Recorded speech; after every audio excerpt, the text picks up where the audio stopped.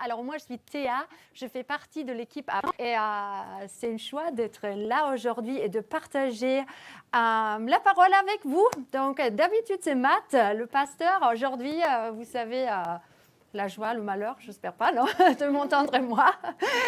Et nous allons continuer dans notre série d'aimer en Dieu. Alors, est-ce que ça vous parle jusqu'à présent, cette série? Demeurer, quel mot! Demeurer, c'est pas juste passer un moment pour prendre le café. Demeurer, c'est quelque chose de profond, c'est quelque chose d'intime, c'est quelque chose où on est à 100% dans le temps de qualité qu'on passe avec notre Seigneur. Ce n'était pas dans mes notes, mais ok. Donc aujourd'hui, nous allons traiter le thème « La parole nourrit notre esprit ». Et je pense, on est tous plus ou moins sortis d'une semaine de jeûne, début d'année, et je pense que nous pouvons tous nous retrouver dans ce thème. Alors ça me dérange, pardon, voilà, j'ai besoin de la place, voilà. Et avant qu'on commence à vraiment plonger là-dedans, on va faire la même chose qu'on a fait la semaine dernière avec le pasteur Matt, quelque chose que nous ne faisons pas toutes les semaines, mais ça va nous réveiller un petit peu. Donc, levez-vous tous. Voilà, allez. Qui croit que la parole nous nourrit? Oui. Alors, nous allons la déclarer ce matin. On va faire cette déclaration ensemble. Ceci est ma Bible. Je suis ce qu'elle dit que je suis. Je peux faire ce qu'elle dit que je peux faire. Aujourd'hui, on m'enseignera la parole de Dieu. Je confesse avec audace, mon esprit est alerte, mon cœur est réceptif. Je ne serai plus jamais le même. Je suis sur le point de recevoir l'incorruptible, l'indestructible, la semence éternelle de la parole de Dieu. Je ne serai plus jamais le même. Jamais. Je ne serai jamais le même au nom de Jésus. Amen. Voilà, vous pouvez vous asseoir. Vous êtes un peu réveillés maintenant? Ok. Alors, comme j'ai dit, nous allons parler du fait que la parole de Dieu nous nourrit. Elle nourrit notre esprit. Donc, nous avons mis de côté pendant une semaine, pendant notre jeûne, la nourriture physique afin que notre nourriture spirituelle puisse nous booster. Et je crois que vous avez tous constaté, après une semaine de jeûne, comment vous étiez spirituellement. Bien? Ou oh Seigneur, c'était dur. Non, je crois qu'on a tous reçu un mot pour cette année. On a reçu quelque chose qui nous a reboosté la foi en Dieu. Mais pourquoi alors il est parfois un véritable combat de lire sa Bible? Peut-être je suis la seule coupable, je ne sais pas. Est-ce que ça vous est jamais arrivé de vous battre pour votre temps avec le Seigneur? Ah oui, merci. Il y en a une qui est honnête. Moi, oui. Moi, ça m'arrive et je me pose la question, pourquoi? Alors, nous pouvons tous imaginer un bon repas délicieux, non? Dites-moi un bon repas que vous aimez. Yayoli. Je sais, Anthony, il aime beaucoup le coq au vin de Georges. Allez, un chocolat préféré, un chocolat de Noël.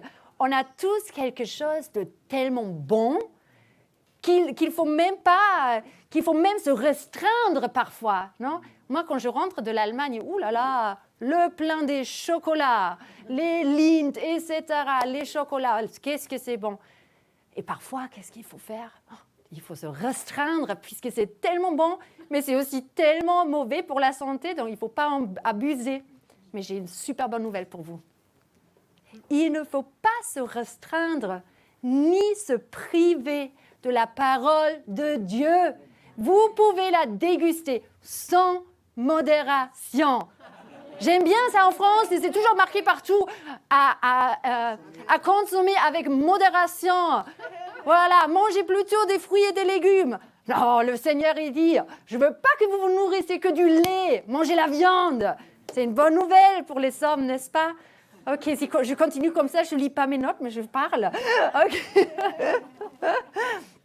Alors, avant que je me laisse emballer par l'euphorie, regardons d'abord où il se trouve notre passage du jour. Jean 6, 57. Comme le Père qui est vivant m'a envoyé et que je vis par le Père, ainsi celui qui me mange vivra par moi. Ici, le pain qui est descendu du ciel, il n'est pas comme de vos pères qui ont mangé la manne et qui sont morts. Celui qui mange ce pain vivra éternellement.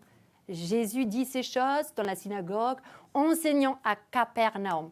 Waouh, quel passage! Qui parmi vous ne voudrait pas avoir la vie éternelle?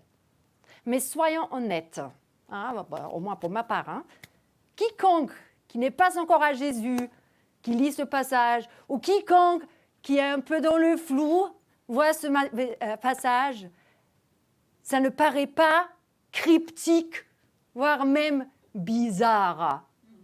Tout à l'heure, il y avait un incident entre mes deux enfants. Il y a Joshua, le grand, qui est là, qui dit « Ah, maman, Noah, il m'a mordu et bavé dessus !» Et je me suis dit, c'est un peu l'image que ce passage donne.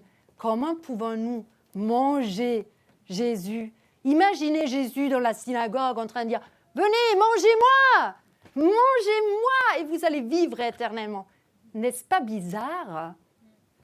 Comment pouvons-nous nous nourrir de Jésus? Voici la question qu'il faut se poser. Que voulait Jésus dire par là?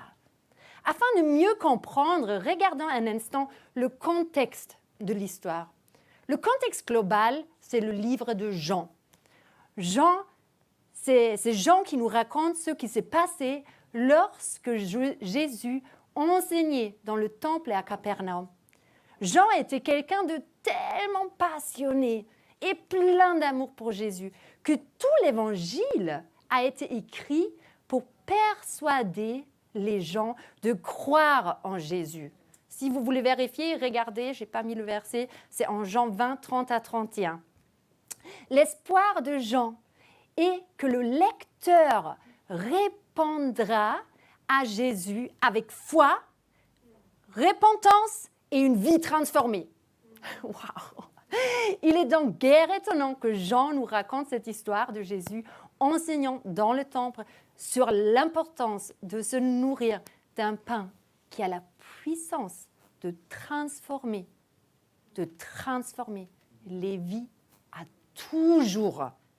Mais comment est-il arrivé que Jésus se trouve dans le temple à enseigner?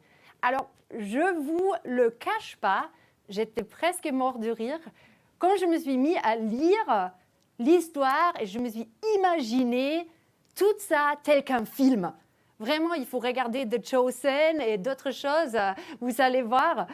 Alors, on va voir. Tout a commencé au début du chapitre 6.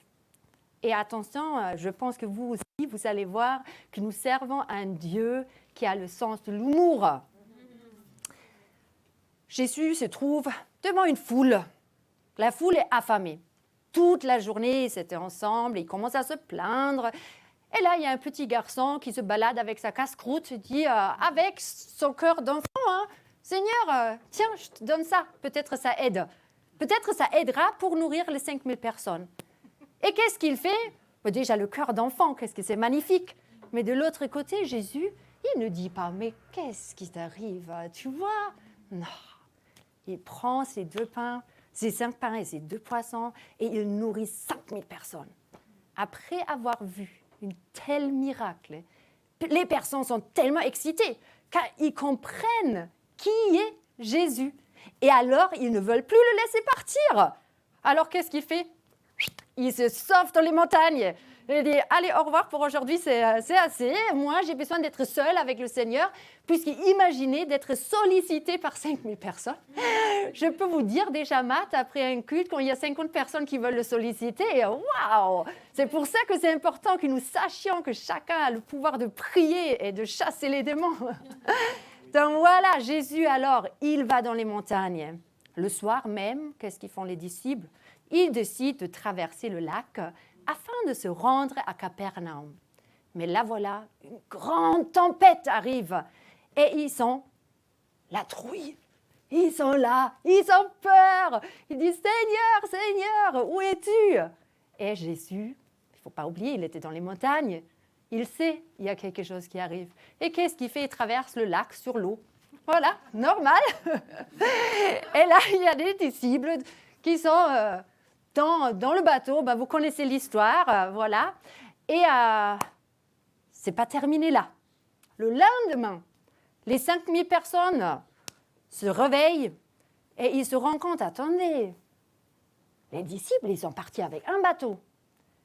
Le bateau de Jésus, il est toujours là, mais lui, il n'est plus là. Comment c'est possible? Et ils s'interrogent sur ce qui se passe. Et là, comme par hasard, il y a plein d'autres bateaux qui arrivent et ils disent, allez, on débarque tous vers Capernaum. Imaginez des milliers de personnes qui embarquent des bateaux et qui disent, on va pourchasser Jésus. On va pourchasser Jésus. Enfin, ils trouvent Jésus. Et quelle est sa première réaction? Voyons le verset 26. Jésus leur répondit, en vérité, je vous le dis, vous me cherchez non parce que vous avez vu des miracles, mais parce que vous avez mangé des pains et que vous avez été rassasiés. Waouh! Un long débat commence entre les personnes et Jésus. Plusieurs reprises, Jésus fait référence à son propre corps comme pain de la vie et explique l'importance de se nourrir de son corps et pas par le pain comme à l'époque la manne avait nourri. Mais le peuple reste dans l'incompréhension et demande au verset 31 que Jésus fasse encore un miracle. Quel miracle fais-tu donc, lui dirent-ils, afin que nous le voyions et que nous croyions en toi. Que fais-tu? Nos pères ont mangé la manne dans le désert. Selon ce qui est écrit, il leur donne le pain du ciel à manger. Que fais-tu? Nous voulons voir. Est-ce que ça vous parle? Est-ce que parfois on n'est pas pareil? Est-ce que parfois on ne dit pas, Seigneur, autrefois tu as agi ainsi. Pourquoi aujourd'hui tu n'agis pas de telle façon? Mais le Seigneur peut agir dans des façons incompréhensibles, totalement différentes de tout ce que nous pouvons imaginer. C'est dans notre nature humaine que nous voulons le mettre dans des boîtes, que nous croyons, puisqu'il a agi un jour ainsi, il faut qu'ils agissent à toujours de cette façon. Alors, leur première pensée, c'était nos ancêtres. Comment ils ont été nourris? C'était la manne. Alors, ils demandent un miracle. Jésus voit, oh là là, il reste dans l'incompréhension. Et il leur répond, en vérité, en verset 32, je vous le dis, Moïse ne vous a pas donné le pain du ciel, mais mon Père vous donne le vrai pain du ciel. Car le pain de Dieu, c'est celui qui descend du ciel et qui donne la vie au monde. Et pour en finir, Jésus clôture avec notre passage du jour. Comme le Père qui est vivant m'a envoyé et que je vis par le Père, ainsi celui qui me mange vivra par moi. C'est ici le pain qui est descendu du ciel. Il n'en est pas comme de vos pères qui ont mangé la manne et qui sont morts. Celui qui mange ma pain vivra tellement. Quel débat! Mettons-nous un moment à la place de cette foule. Il voit un miracle se produire et devient demandeur de plus. Mais pas plus de Jésus, plus du miracle. Plus du miracle.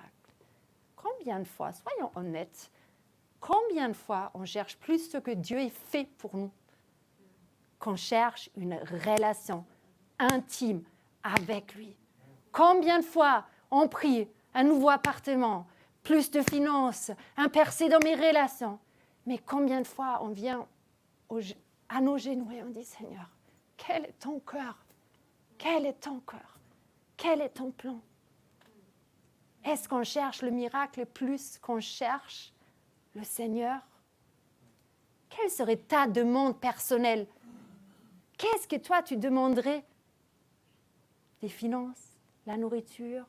Que cherches-tu? Réfléchis un instant. Que cherches-tu quand tu viens devant Jésus? La réponse qu'on reçoit de la part de Jésus, on va la déplucher un petit peu et voir qu'est-ce qu'il a dit en gros. Tout d'abord, il dénonce les faux espoirs. Il leur montre leur insécurité et invite ceux qui l'écoutent à croire en lui. Jésus voit au-delà de notre besoin initial, le vrai besoin que nous avons d'être réconciliés avec le Père. Et il est prêt à se donner à nous pour que cela se produise. Jésus offre une invitation à participer activement, à croire et à le recevoir. Il a assimilé à se nourrir de lui. Cela nous ramène à notre question. Comment pouvons-nous nous nourrir de Jésus? Se nourrir de lui est un exercice holistique. Cela implique de croire en lui, de recevoir sa vie et de laisser jouer un rôle actif dans nos vies. Ce n'est pas une prière que nous prions et ensuite nous continuons à vivre comme on vivait sans lui.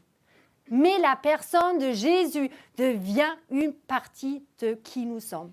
Ce matin, en partant à l'église, Anthony et moi, on était dans la voiture et juste à côté de nous, il y avait une mamie.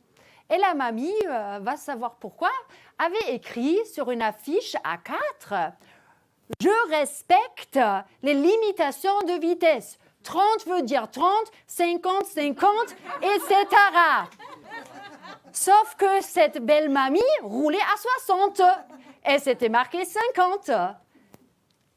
Quand nous disons croire en quelque chose, ce que nous disons doit être aligné avec nos actions. Il est une chose d'accepter le Seigneur dans nos cœurs, il y est totalement autre chose d'être un disciple de Jésus. Oh, un disciple de Jésus, il y a un verset que j'ai aimé comme enfant, mais énormément. Quelqu'un qui veut suivre le Seigneur doit laisser derrière lui sa mère, son père, sa frère, sa sœur, pour le suivre entièrement. C'est autre chose de dire sur une affiche « Moi, j'aime Jésus et je le suis » et tu l'affiches. Ça ne demande aucune action. Aucune action. Tu veux suivre Jésus, ça vient avec une action.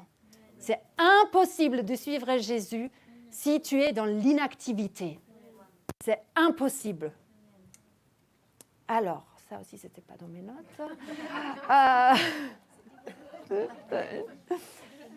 OK.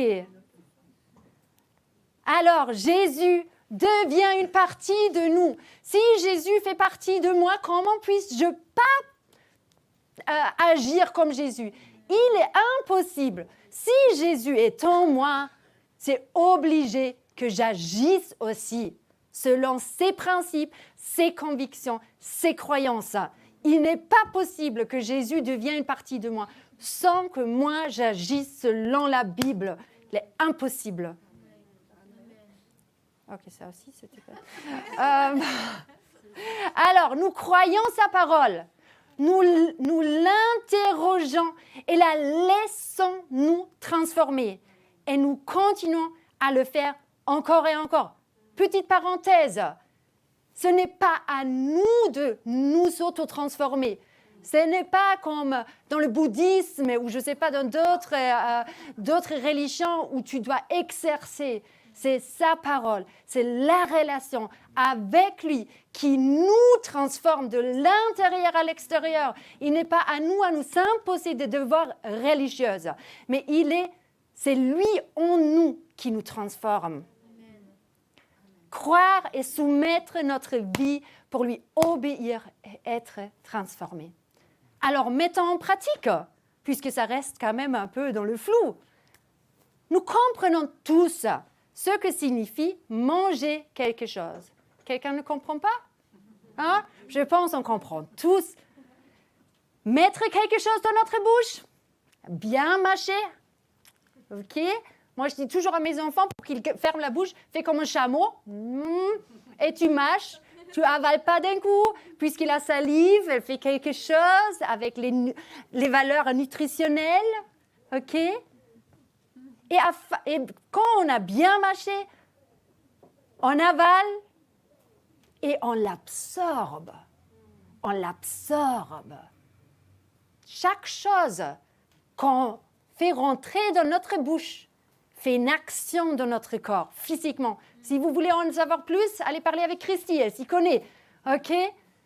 Chaque chose qu'on absorbe fait quelque chose avec nous. Je suis maman de 2 petits garçons qui n'ont pas de cantine à l'école. Toutes les semaines, alors, je fais un plan de repas. Pourquoi pensez-vous que je fais cela? Pourquoi on fait un plan de repas? Ah, merci Catherine. Bien sûr, pour mieux gérer mes courses, mais surtout, car je veux qu'ils aient une alimentation équilibrée, afin qu'ils profitent au mieux d'une variété des vitamines et des minéraux. Je vous en prie, si jamais vous voyez chez McDo, ne me dites pas ça, parce que ça m'arrive quand même. Avoir un plan, ça m'aide aussi à contrôler les habitudes nutritionnelles, afin que mes enfants grandissent dans les meilleures conditions. De même, avoir un plan nous aide à croître dans la parole et la connaissance de Dieu.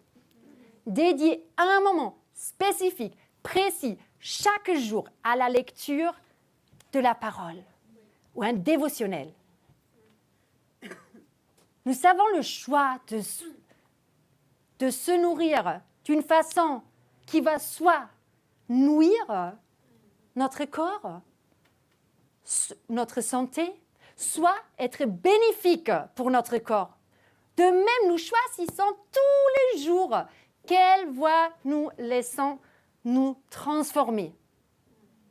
Est-ce les voix sur les réseaux sociaux? Est-ce les journaux? Est-ce mon entourage qui est influencé par la peur? Est-ce des personnes qui sont vite dans la panique?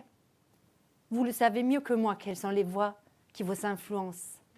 Dans le texte d'aujourd'hui, Jésus prend cette compréhension commune et nous invite à faire de même avec lui, avec sa parole.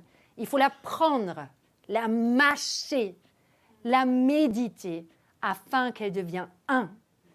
Avec qui nous sommes, avec qui nous sommes, afin qu'elle devienne la base sur laquelle nous agissons. Où allons-nous commencer? Nous commençons par croire ces paroles. C'est la base. Croire Jésus, c'est le Fils de Dieu.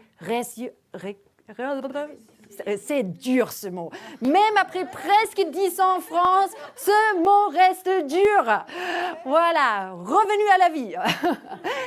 Croire ces paroles. Nous prenons ces paroles, nous les absorbons. Je ne sais pas pour vous, mais moi, je peux prendre un verset et je peux juste le lire et dire OK.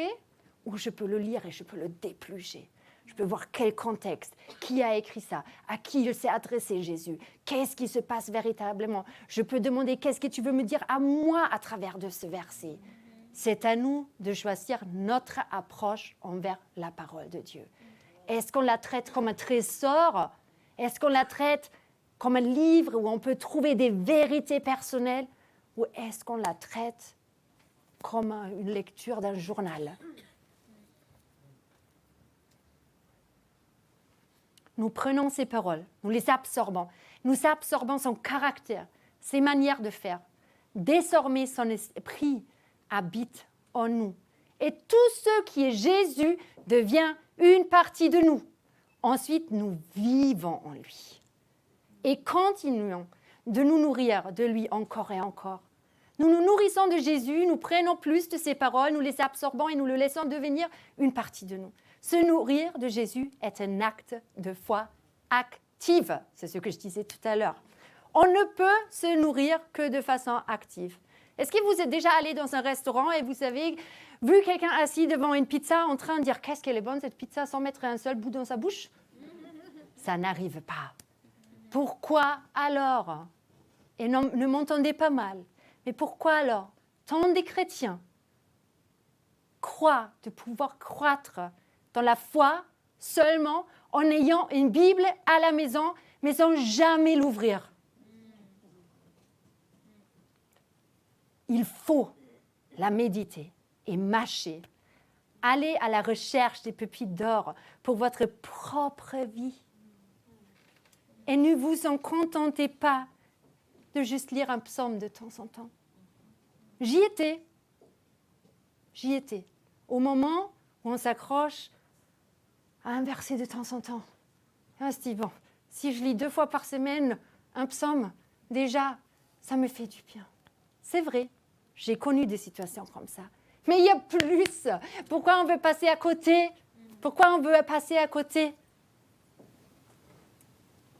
Et dernièrement, il ne faut pas juste lire la parole de Dieu, mais la lire et la mettre en pratique. Obéir à ce que Dieu nous dit. À ce moment-là, nous allons voir un impact.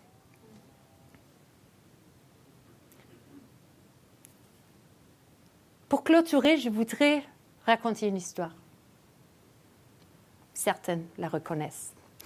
Il était une femme, brisée, malade, vidée de tout espoir, et elle avait été battue par son compagnon. La violence, elle connaissait très bien. La drogue, les mensonges, la criminalité faisaient partie de sa vie quotidienne. Au bout du gouffre, elle se rappelait de ses croyances d'autrefois et elle cria au Seigneur.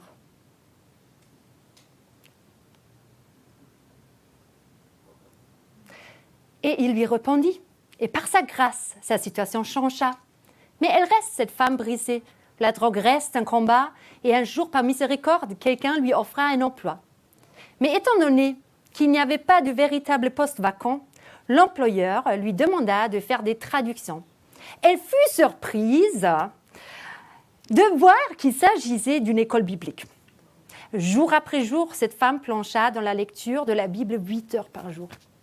Jour après jour, elle a été transformée et sans s'en rendre compte, une transformation de l'intérieur à l'extérieur se produisait.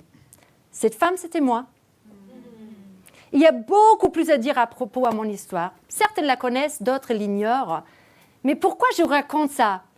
Car je suis persuadée que ce passage de ma vie était crucial pour moi. C'était crucial. Si je n'avais pas eu ces moments où j'étais face à la parole de Dieu, de façon presque forcée, mais je me suis nourrie de la bonne nourriture sans m'en rendre compte. Et cela m'a transformée de l'intérieur à l'extérieur. Et j'ai une question pour vous. Si la lecture de la parole peut transformer une personne à ce point, que pensez-vous se passe-t-il si nous ne la lisons pas? Si la parole de Dieu peut transformer une vie brisée à une vie restaurée, si la parole de Dieu peut transformer une personne abattue, malade, laissée pour mort, à une personne restaurée, mariée, avec des enfants, qu'est-ce qu'elle fait, cette même parole? Si nous ne la lisons pas, si nous ne lisons pas la parole de Dieu, nous passons de côté, nous ratons l'outil principal pour se battre, pour avoir une victoire. Nous vivons dans un temps où il est vital que nous connaissions ce qu'elle dit la Bible, car le jour vient où on doit se battre. Et si nous ne connaissons pas ce que la Bible nous enseigne, notre bataille est perdue d'avance. Nous connaissons tous l'histoire de Jésus qui a été tenté dans le désert. Merci beaucoup. Comment le diable l'a approché en le faisant douter la parole de Dieu, en le faisant douter la bonté de Dieu. Je peux connaître Dieu seulement si je connais aussi sa parole. Je ne peux répondre à ces tentations, à ces accusations, à ces doutes-là si je connais la vérité écrite dans la parole de Dieu.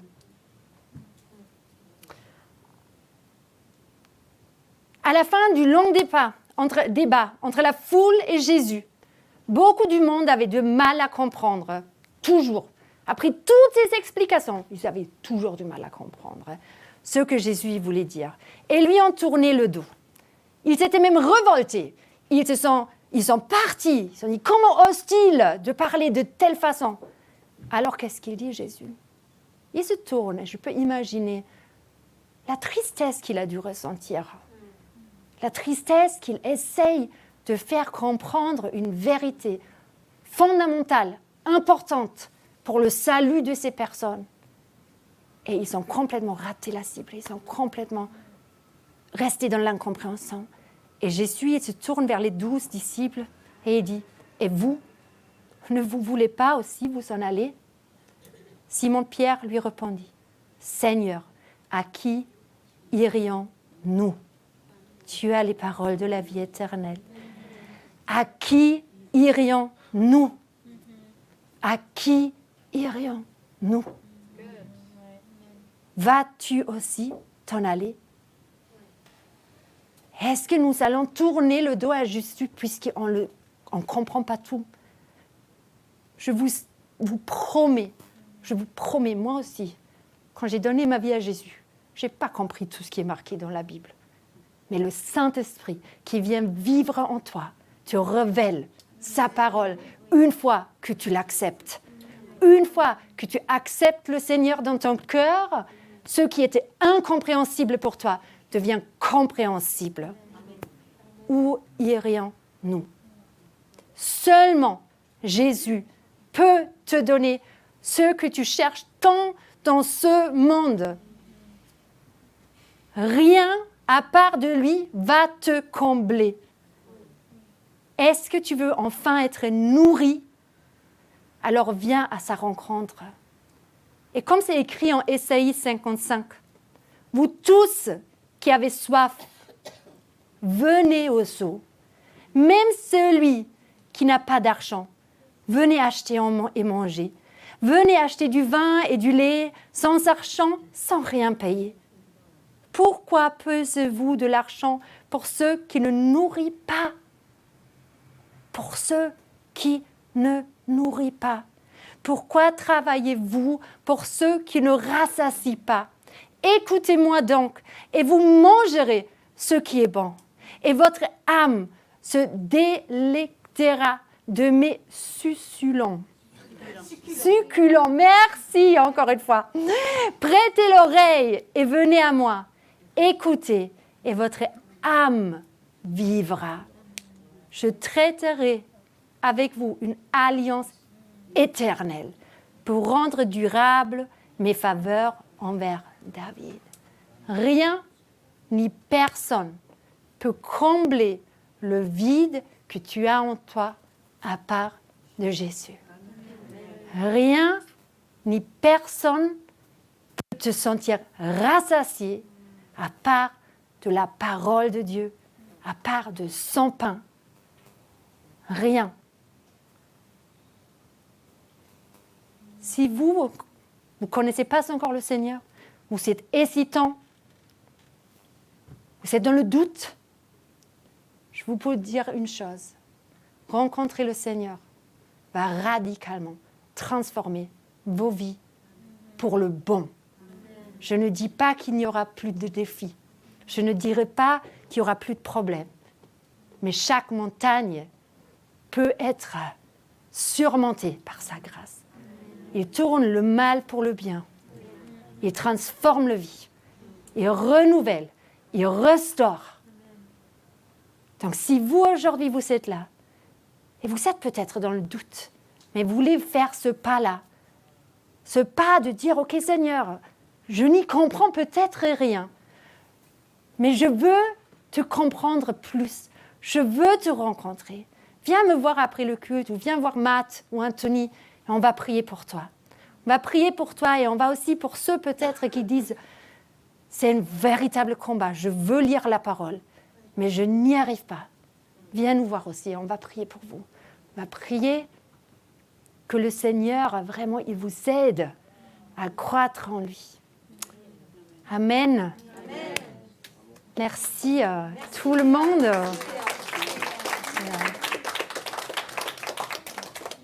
J'ai chaud d'un coup, j'avais super froid toute la journée. Est-ce qu'on peut applaudir Théa encore? C'était superbe, franchement. Tu es un don pour notre maison ici et on t'apprécie beaucoup. Selon cette bonne parole, j'aimerais bien juste faire une petite connexion, un petit pont, petit pub pour notre école de ministère en fait, pour plonger dans la parole un peu plus. Nous allons recommencer ça en mars. C'est un samedi par mois et le prochain parcours, il s'appelle le ministère géré par la puissance du Saint-Esprit. Donc, ça sera un super bon parcours pour tout le monde qui voudrait étudier la parole plus profonde selon ces sujets-là. Après, j'aimerais bien juste souligner le fait que Dieu ne veut pas, comme elle a dit, qu'on dit « Ouais, j'ai donné ma vie à Jésus », faire une petite étiquette sur le pare-choc que je suis chrétienne. Eh, bravo, hein, j'ai vu pas mal comme elle, les voitures avec des petites étiquettes, de petits poissons, des choses. Je dis... conduisent comme moi, en fait. Donc, je préfère enlever l'étiquette, au moins. Je ne veux pas donner un mauvais nom à Jésus, hein, quand même. Hein. Non, mais franchement, je suis là pour vous dire que il y a un parcours pour chaque personne. Il y a un chemin. Jésus a dit que je suis le chemin. Il a dit la vérité et la vie. Mais le chemin, c'est-à-dire quelque chose. C'est-à-dire que nous sommes là pour marcher dans cette vie sur un chemin. On va de quelque part. Et on espère d'aller vers Jésus et vers Dieu. Et ce chemin a besoin d'avoir le bon pas et les bonnes pierres pour qu'on puisse marcher dans le bon sens, etc.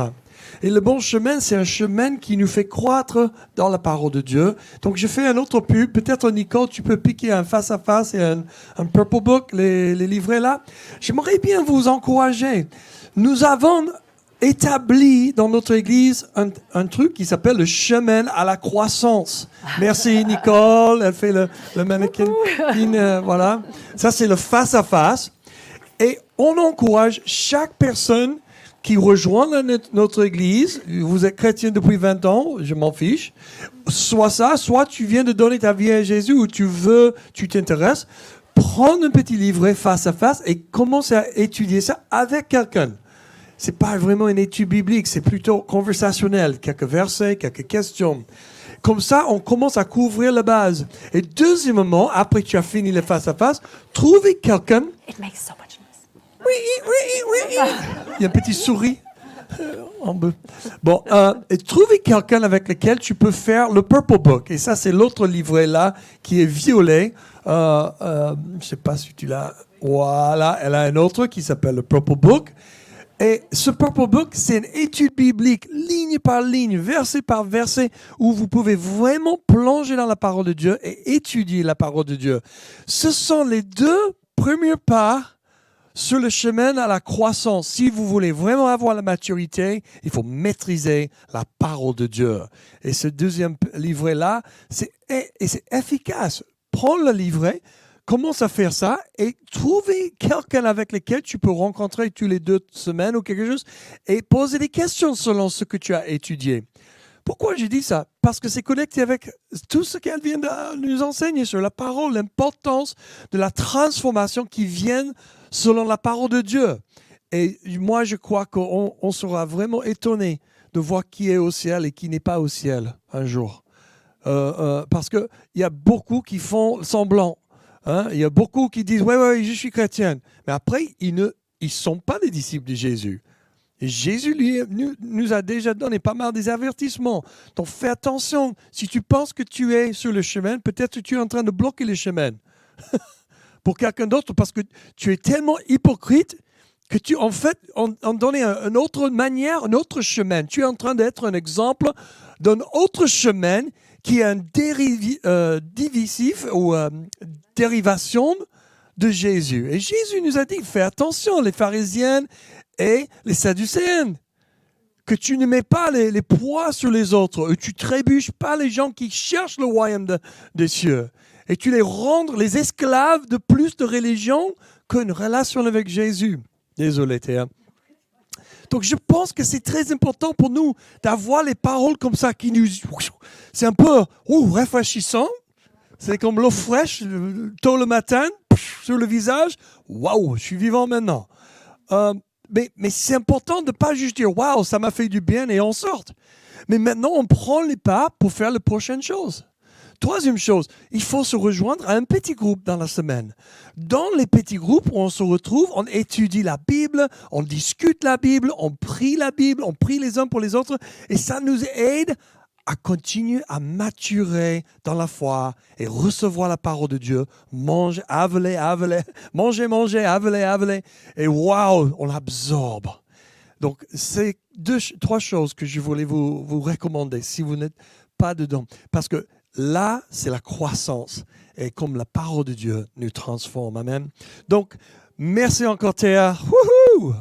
Parole est vivante et forte. Et ça, c'est ça qui nous nourrit. Levez-vous et on va vous bénir.